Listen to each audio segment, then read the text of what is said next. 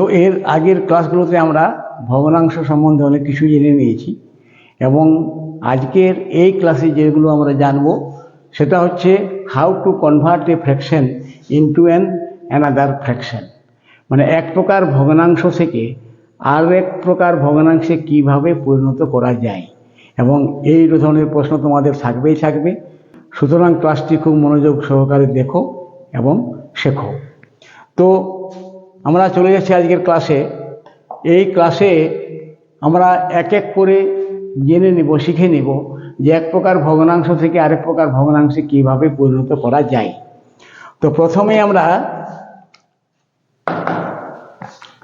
জেনে নেব যে সামান্য ভগ্নাংশ থেকে দশমিক ভগ্নাংশে। তো সামান্য ভগ্নাংশের যেমন একটা উদাহরণ নিয়ে নিচ্ছি, যেমন 2/5। এই 2/5 ভগ্নাংশটিকে আমরা দশমিক ভগ্নাংশে কিভাবে নিয়ে যাব না, যখন 2/5কে আমরা দশমিক ভগ্নাংশে নিয়ে যাব তখন কি করব, লবকে হর দ্বারা ভাগ করে নিব। লবকে হর দ্বারা ভাগ করে নিব। তাহলে এখানে লব তো 2, তো 2কে যদি আমরা 5 দ্বারা ভাগ করি তাহলে 2 তো ছোট হয়ে গেল। সুতরাং প্রথমে 0 খাইয়ে দেব। 0 5 গুণ করলে 0 হয়, বিয়োগ করলে 2 হয়, তবু কিন্তু ছোটই রয়ে গেল। তখন কিন্তু আবার 0 দেওয়ার কোনো যুক্তি নেই, 0 দেওয়া যাবে না। এরপর একটা দশমিক দেওয়া যাবে, তখন কিন্তু একটা 0 পাওয়া যাবে। তারপরে খাওয়াতে হবে এখানে 4, 4 5 20। তাহলে এটা হয়ে গেল, যদি এটাকে আমরা দশমিক ভগ্নাংশে পরিণত করি তাহলে হয়ে গেল 0.4। আরেকটা অন্য উদাহরণ নিয়ে নিচ্ছি, যেমন হয়তো হলো 3/25। 3/25, তাহলে 3কে যখন 25 দ্বারা ভাগ করে নিব তখন কেমন হবে ভাগটা, না এখানে ভাজক 25 ভাজ্য 3, ভাজ্যটা 3 মানে ছোট, তাহলে এখানে কি দিব, প্রথমে একটা 0 দিব। 0 25-এ 0ই হয়, বিয়োগ করলে 0ই পাওয়া যায়।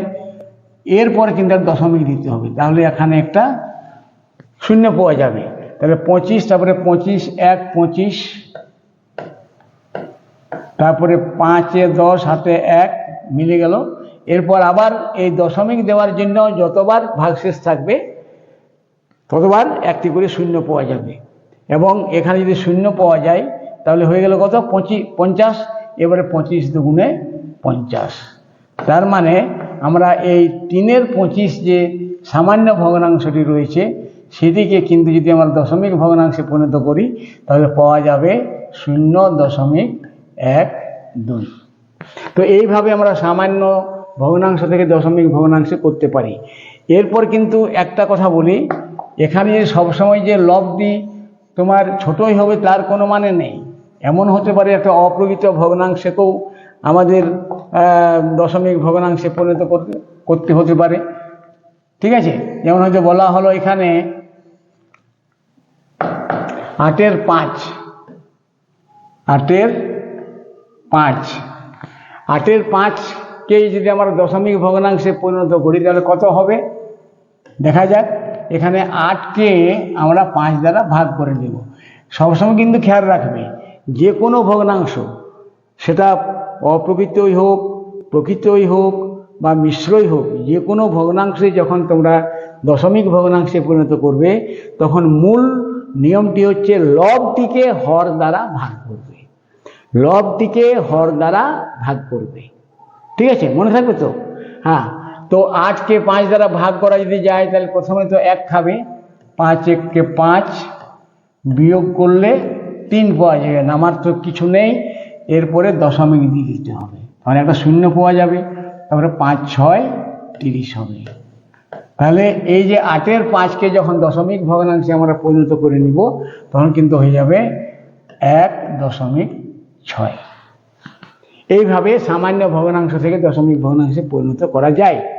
আরও একটা উদাহরণ নিচ্ছি, যেটা মিশ্র ভগ্নাংশ, যেটা মিশ্র ভগ্নাংশের উদাহরণ। যেমন হয়তো দেওয়া আছে 4/3/8। 4/3/8 মিশ্র ভগ্নাংশ। তাহলে একে যখন দশমিক ভগ্নাংশে আমরা পরিণত করে নেব তখন কত হবে দেখা যাক। এখন একটা কথা বলছি যে এখানে যদি আমরা এই মিশ্র ভগ্নাংশটিকে যদি আমরা ভেঙে নিয়ে অপ্রকৃত করে নিই তাহলে পাওয়া যাবে 4 × 32 আর 3 35, তাহলে লব হবে 35, নিচে হবে 8, 35কে 8 দ্বারা ভাগ করলেও হবে। কিংবা এটিকে এভাবেও করা যায় যে 4 পূর্ণ আছে, তো 4 পূর্ণ মানে 4-এর পরে দশমিক তুমি আগেই বসিয়ে দাও, তাহলে কাজটা একটু ছোট হয়ে গেল, পরিশ্রমটা কম হবে। কি বুঝাতে পেরেছি? তো আমি বলছি যে 4 পূর্ণ 3-এর 8কে যখন দশমিক ভগ্নাংশে পরিণত করব তখন আমরা 4 পূর্ণ 3-এর 8কে প্রথমে অপ্রকৃত করে নিতে পারি, তাহলে হয়ে যাবে 4 × 32 আর 3 35-এর 8। এবার 35কে 8 দ্বারা ভাগ করলে দশমিকে চলে আসবে, কত হবে। কিংবা আরেকটা যেটা নিয়ম সেটা আমি বলছি, সেটা হচ্ছে যে 4 পূর্ণ বটে, তো 4 পূর্ণ বটে মানে 4-এর পরে দশমিক দিয়ে দাও, এরপর 3কে 8 দ্বারা ভাগ করে দাও, 3কে 8 দ্বারা ভাগ করে দাও, তাহলে দশমিক দিয়ে দাও 0, 3 × 8 = 24, 6, 0, 7 × 8 = 56, 4, 40, 5 × 8 = 40, তাহলে হয়ে গেল 0.375। তাহলে এখানে যে দশমিক বসানো আছে তারপরে সেই অঙ্কগুলো বসিয়ে দাও, 375, তাহলে হয়ে গেল 4.375। আশা করি বুঝতে পেরেছ। হ্যাঁ, তো এরপর আমরা চলে যাচ্ছি অপ্রকৃত ভগ্নাংশ থেকে, কিংবা এর উল্টোটাকে করে নিই, দশমিক ভগ্নাংশ থেকে সামান্য ভগ্নাংশে কীভাবে করা যায়। আমরা তো এখন শিখলাম যে সামান্য ভগ্নাংশ থেকে দশমিক ভগ্নাংশে কীভাবে পরিণত করা যায়, এখন তার উল্টোটা শিখে নিচ্ছি। ধরে নাও এখানে একটা দশমিক ভগ্নাংশ আছে, যেমন হয়তো দেওয়া আছে 0.25, এটা দশমিক ভগ্নাংশে আছে, তাহলে এটাকে আমরা সামান্য ভগ্নাংশে যখন পরিণত করে নেব তখন কত হবে। এটা আরও সহজ, এটার থেকে এটা আরও সহজ। দশমিকের ডান দিকে বা দশমিকের বাম দিকে যদি কোনো সংখ্যা থাকতো কোনো যায় আসে না, তাহলে দশমিকের ডান দিকে এখন 2 আর 5 রয়েছে, এটি কিন্তু উপরে লব বানিয়ে দাও, 25 হয়ে গেল, আর দাঁড়ি দিয়ে দাও, আর এই দশমিকের জন্য নিচে একটা 1 আসবে হরের জায়গায়, আর দশমিকের ডান দিকে যটি অঙ্ক থাকবে তটি 0 হবে, তাহলে 25-এর 100। এটি হলো ওই 0.25-এর সামান্য ভগ্নাংশের রূপে।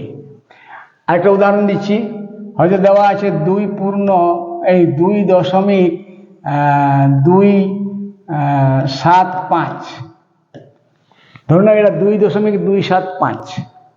তো এই যে 2.275 আছে, আমি যেটা একটু আগে বললাম যে 2 দশমিক থাকলে পূর্ণ মানে দশমিক ভগ্নাংশকে সামান্য ভগ্নাংশ করার সময় মানে ওই পূর্ণ করে দাও সরাসরি, 2 দশমিক মানে 2 পূর্ণ, এদিকে 2 পূর্ণ মানে 2 দশমিক, 3 পূর্ণ মানে 3 দশমিক, 5 দশমিক মানে 5 পূর্ণ, এইভাবে তোমরা মুখস্থ করে রাখবে, মানে তাহলে খাটুনিটা কম হবে অনেকটাই।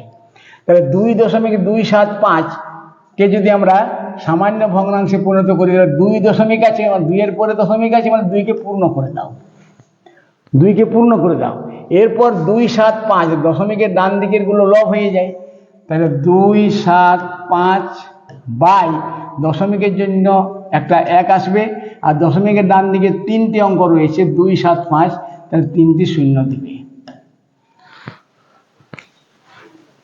আশা করি বুঝতে পারছো। হ্যাঁ, তো এইভাবে আমরা শিখে নিলাম সামান্য ভগ্নাংশ থেকে দশমিক ভগ্নাংশে এবং দশমিক ভগ্নাংশ থেকে সামান্য ভগ্নাংশে কিভাবে পরিণত করা যায়। এরপরে আজকে আমরা জেনে নিব যে অপ্রকৃত ভগ্নাংশ থেকে মিশ্র ভগ্নাংশে কিভাবে করা যায়। যদিও এই ধরনের কয়েকটি অঙ্কের প্র্যাকটিস আমরা এর আগে করেছিলাম, তবু করে নিচ্ছি এখন, যে অপ্রকৃত ভগ্নাংশ থেকে মিশ্র। অপ্রকৃত ভগ্নাংশ বলতে কি, লবটি বড় হবে, ধরো 25-এর 3, এটি হলো একটা অপ্রকৃত ভগ্নাংশ, একে আমাদেরকে পরিণত করতে হবে মিশ্র ভগ্নাংশে। তাহলে কি করে করতে হবে, 25-কে 3 দ্বারা ভাগ করে নেব, 25-কে 3 দ্বারা ভাগ করে নেব, 3 × 8 24 1। তাহলে এই যে ভাগটা হলো, এই ভাগফলটা হবে পূর্ণ, ভাগফলটা হবে পূর্ণ, ভাগশেষটা হবে লব এবং হরটা যা ছিল তাই থাকবে। তাহলে 25-এর 3 সমান হলো 8 পূর্ণ 1-এর 3। একটা অন্য উদাহরণ, যেমন হয়তো বলা হলো যে 71-এর 5, 71-এর 5 একটা অপ্রকৃত ভগ্নাংশ এবং এটাকে নিয়ে যেতে হবে কিসে, মিশ্র ভগ্নাংশে। তাহলে 71-কে 5 দ্বারা ভাগ করে নিব। তাহলে 71-কে যদি 5 দ্বারা ভাগ করি তাহলে 5 1-কে 5, 2 1, 4 5-এ 20, 1। তাহলে 14টা হলো ভাগফল। তো যেটা হবে ভাগফল সেটাই হবে এখানে পূর্ণ। তাহলে 14 পূর্ণ, ভাগশেষটা লব হবে আর 5টা এখানে হর ছিল, সেই হরটাই থেকে যাবে। তাহলে 71-এর 5 সমান 14 পূর্ণ 1-এর 5। এরপর আমরা চলে যাচ্ছি মিশ্র ভগ্নাংশ থেকে অপ্রকৃত ভগ্নাংশে। মিশ্র ভগ্নাংশের একটা উদাহরণ নিচ্ছি, যেমন 2 পূর্ণ 3-এর 4 একটা মিশ্র ভগ্নাংশ, যেমন 8 পূর্ণ 5-এর 6 একটা মিশ্র ভগ্নাংশ। এগুলো সব মিশ্র ভগ্নাংশ। এখন এই 2 পূর্ণ 3-এর 4 মিশ্র ভগ্নাংশটাকে যখন আমরা অপ্রকৃত ভগ্নাংশতে নিয়ে যাব, তখন কি নিয়মটা হচ্ছে, সেটা হচ্ছে কি এই হর এবং পূর্ণের মধ্যে গুণ করতে হয় এবং লবটাকে যোগ করে দিতে হয়। তাহলে 4 দুগুণে 8, 8 আর 3-এ 11, তাহলে 11/4 এটা হয়ে গেল অপ্রকৃত ভগ্নাংশে। 8 পূর্ণ 5-এর 6টা যেমন কত হবে না, এখানে 6 এবং 8-এ গুণ করে দাও, 6 8-এ 48, 48 আর 5-এ কত হয় 53, তাহলে এখানে হবে 53-এর 6। এটি হলো অপ্রকৃত ভগ্নাংশ। ঠিক আছে, এরপরে আমরা চটচট দেখে নিচ্ছি বাকিগুলো। যেমন এখানে আছে শতকরা। হ্যাঁ, একটা খুব জরুরি কথা বলি, শতকরাও কিন্তু বাস্তবে এক প্রকার ভগ্নাংশই বটে। যেমন যদি বলা হয় 5%, 5%, তার মানে কি 100 ভাগের মধ্যে 5 ভাগ। তো যত ভাগের মধ্যে সেটা হর হয় এবং তার মধ্যে যত ভাগ সেটা লব হয়। তাহলে আমরা এটাকে আমরা যদি ভগ্নাংশের আকারে লিখি তাহলে হবে 5-এর 100, 5-এর 100। হ্যাঁ, একটা কথা মনে পড়ে গেল, খুব খুব মূল্যবান কথা, সেটা হচ্ছে যে এই যে দশমিক ভগ্নাংশ বা সামান্য ভগ্নাংশ বা শতকরা, এদের মধ্যে একটা সম্পর্ক আছে। কীরকম সম্পর্ক আছে না, সামান্য ভগ্নাংশে হর যে কোনো অঙ্ক, যে কোনো পূর্ণ সংখ্যা হতে পারে, 2 হতে পারে, 3 হতে পারে, 4 হতে পারে, 5 হতে পারে। খুব মন দিয়ে শোনো কিন্তু ব্যাপারটা, একটু খুব গুরুত্বপূর্ণ কথা আমি বলে নিচ্ছি। যেমন একটা 5/6, 5/6 তো একটা সামান্য ভগ্নাংশ, কিংবা 2 পূর্ণ 3-এর 8 একটা সামান্য ভগ্নাংশ, কিংবা 12-এর 7 একটা সামান্য ভগ্নাংশ। এটা প্রকৃত, এটা মিশ্র, এটা অপ্রকৃত। সামান্য ভগ্নাংশের 3টা রূপ, কিন্তু সামান্য ভগ্নাংশ তো বটে। তো এখানে আমরা কি দেখতে পাচ্ছি না, এখানে একটা জিনিস দেখতে পাচ্ছি যে এই যে হর, এই যে হরগুলো রয়েছে, এদের যে হরগুলো যে রয়েছে, যে কোনো পূর্ণ সংখ্যা হতে পারে, যে কোনো পূর্ণ সংখ্যা হতে পারে। কিন্তু ওই যে দশমিক ভগ্নাংশ সংখ্যা, দশমিক ভগ্নাংশ যেটা, সেটাতে কিন্তু কি হবে, হর সবসময় 10 কিংবা 10-এর গুণিতক হবে। যেমন উদাহরণ দিচ্ছি, যেমন উদাহরণ দিচ্ছি 0.5, একে যদি আমরা ওই সামান্য ভগ্নাংশ করি তাহলে হবে 5-এর 10। যদি এখানে করা হয় 1.25 তাহলে হবে 1 পূর্ণ 25-এর 100, তাহলে এখানে হচ্ছে 100। কিংবা 3 পূর্ণ হয়তো বলা হলো 6-এর 7, সেটাকে যখন দশমিক ভগ্নাংশ করা যাবে এরা, কিংবা হয়তো বলা হলো 3.125, এটাও তো একটা দশমিক ভগ্নাংশ। তো এই দশমিক ভগ্নাংশটাকে যখন আমরা লব হর আকারে লিখব তখন কত হবে, 3 পূর্ণ 125-এর 1000 হয়ে যাবে। তাহলে এখানে একটা লক্ষ্য করো যে সামান্য ভগ্নাংশে হরের জায়গায় যে কোনো পূর্ণ সংখ্যা হতে পারে, কিন্তু দশমিক ভগ্নাংশের বেলাতে দেখা যাচ্ছে হরগুলো কিন্তু 10, হরগুলো কিন্তু কি হচ্ছে 10 হচ্ছে, কিংবা 100 হচ্ছে, কিংবা 1000 হচ্ছে, 1000 হচ্ছে। তাহলে এটাই হলো তফাৎ, সামান্য ভগ্নাংশ এবং দশমিক ভগ্নাংশের মধ্যে এটাই তফাৎ। এবং শতকরাতেও যেমন 5%, একটু আগে নিয়েছিলাম 5% সমান হবে 5-এর 100, 70% মানে সমান হবে 70/100। তাহলে এখানে হরটি কিন্তু সবসময় 100 ফিক্সড আছে। তাহলে আমরা কি জানতে পারলাম? সামান্য ভগ্নাংশে হর যে কোনো পূর্ণ সংখ্যা হতে পারে, দশমিক ভগ্নাংশে হর 10 বা 10-এর অন্য কোনো গুণিতক হতে পারে, যে কোনো গুণিতক হতে পারে, 10, 100, 1000, 10,000, 1 লক্ষ ইত্যাদি ইত্যাদি। এবং শতকরার বেলাতে হর সবসময় 100ই হবে, সব সময় 100 হবে। ঠিক আছে? তো আমরা এখন দেখে নিচ্ছি যে শতকরা থেকে ভগ্নাংশে এবং ভগ্নাংশ থেকে শতকরায় কিভাবে করা যায়। তো শতকরা এখন আমি ধরে নিচ্ছি যে কোনো একটা শতকরা নিয়ে নিচ্ছি যে 15%, 15%।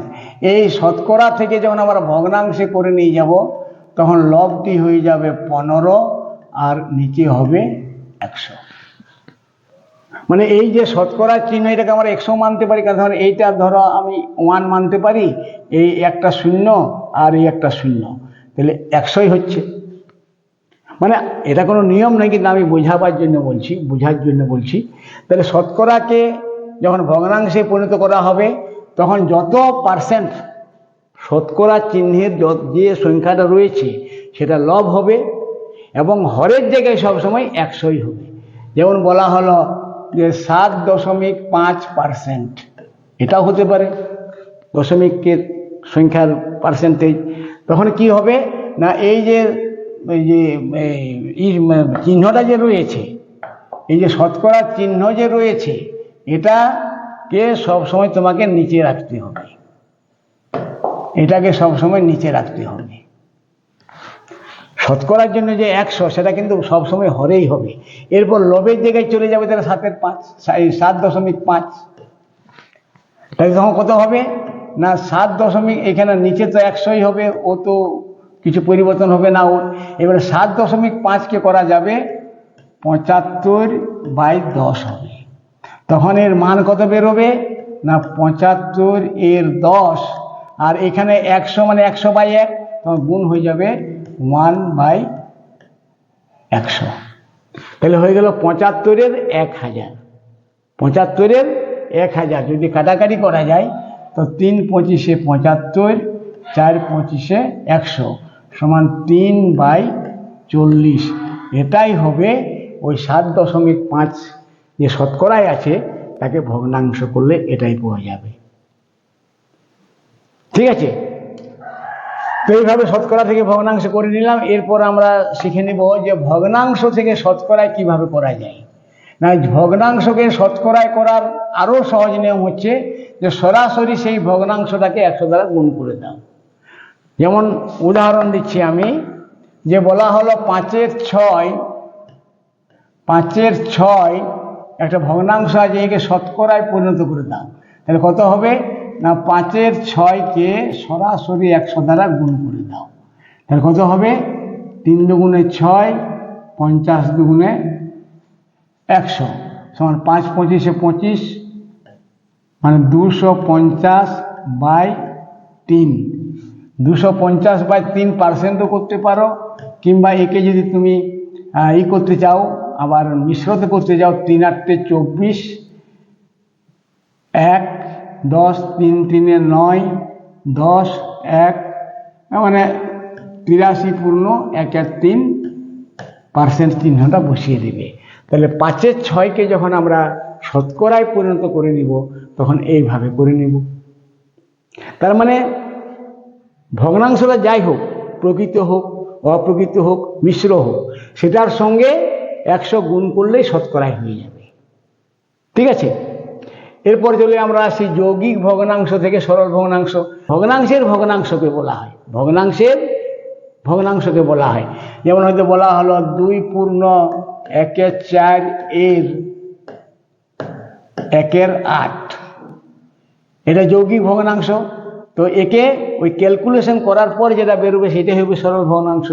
যেমন এটা এর মান বেরোবে কত, 2/1/4 এর মানে তো গুণ 1/8 সমান এটা হবে 4 দুগুণে 8, একে 9/4 গুণ 1/8 সমান হয়ে গেল 9/32। এই 9/32টাই হলো সরল ভগ্নাংশ, ওই 2/1/4 এর 1/8। এটি একটি যৌগিক ভগ্নাংশ। সেই যৌগিক ভগ্নাংশের মানটি বের করলে মানটি পাওয়া গেল 9/32। জটিল ভগ্নাংশ মানে কি? আমি আগেই বললাম, ভগ্নাংশ মানে তো একটা দাঁড়ি থাকবে, একটা দাঁড়ি থাকবে, দাঁড়ি থাকবে, দাঁড়ি থাকবে। এর এর দাঁড়িটা আমি আগে দিয়ে দিলাম, 3 প্রকারের উদাহরণ দেবো, তাই জন্য 3টে দাঁড়ি দিয়ে দিলাম। এরপর ধরে নাও উপরটিকে লব, নিচেটিকে হর বলা হয়।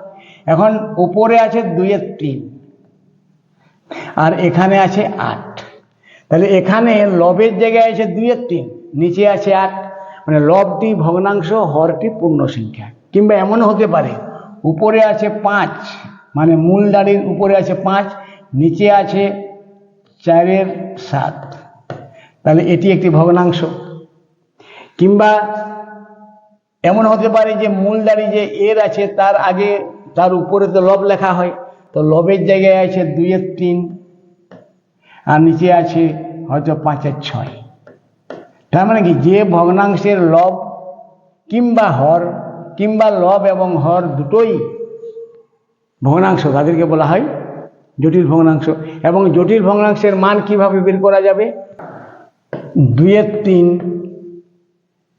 এবারে এটাকে এটা মানে হ্যাঁ, একটা কথা বলছি যে এই যে 2/3 রয়েছে ভগ্নাংশ এবং নিচের যে রয়েছে পূর্ণ সংখ্যা 8, তো যখন তোমরা সরল করবে বা সরলীকরণ করবে তখন কিন্তু এটি পূর্ণ সংখ্যা আছে, সেটিকেও ভগ্নাংশের আকারে লিখে নিবে।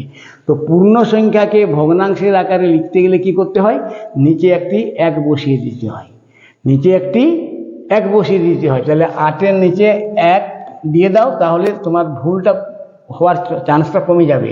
তাহলে 2/3, এবারে এটাকে এর আছে, এবারে এটাকে গুণ করে দাও, গুণ করলেই এটা উপরে যাবে, এটা নিচে আসবে, 1/8 সমান হবে 2-1-2, 4 দুগুণে 8 সমান হয়ে গেল 1/12।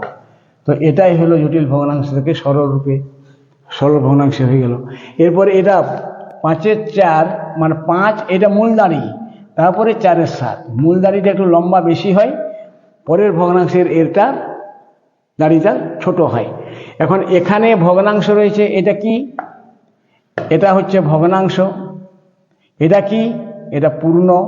তো পূর্ণটাকেও ভগ্নাংশ বানিয়ে নাও, পূর্ণটাকেও ভগ্নাংশ বানিয়ে নাও। তাহলে কি হবে? 5/1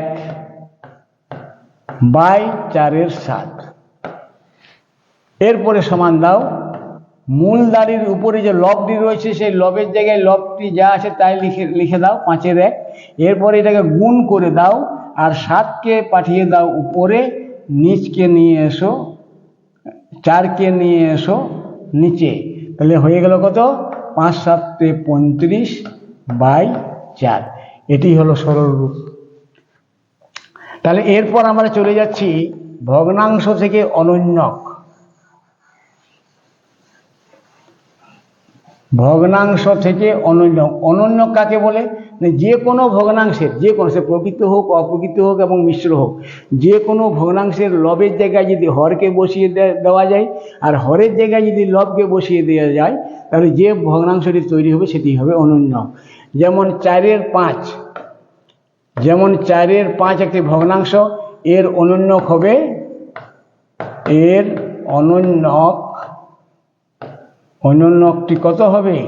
5/4। মানে লবটিকে হর এবং হরটিকে লব বানিয়ে দিলে যে নতুন ভগ্নাংশ তৈরি হয়, সেই নতুন ভগ্নাংশটিকে ওই ভগ্নাংশের অনন্যক বলা হয়। এবং এখানে একটি কথা কিন্তু মনে রাখবে যে যে কোনো ভগ্নাংশের সঙ্গে যদি তার অনন্যকটি গুণ করে দেওয়া হয় তাহলে গুণফল সমান 1 হয়, সবসময় 1 হবে। যে কোনো ভগ্নাংশের সেই ভগ্নাংশের অনন্যকের সঙ্গে গুণ করে দিলে গুণফল সবসময় 1 হয়। তাহলে অনন্যক থেকে ভগ্নাংশ তো মানে ওই একই নিয়ম হলো। তো এইভাবে আমরা আগে শিখে নিলাম যে এক প্রকার ভগ্নাংশ থেকে আরেক প্রকার ভগ্নাংশে কিভাবে পরিণত করা যায়।